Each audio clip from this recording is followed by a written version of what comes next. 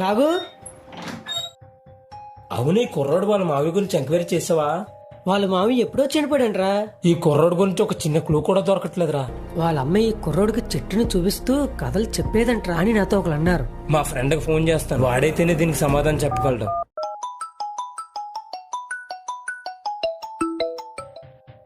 చాలా రోజుల తర్వాత కాల్ చేసావరా?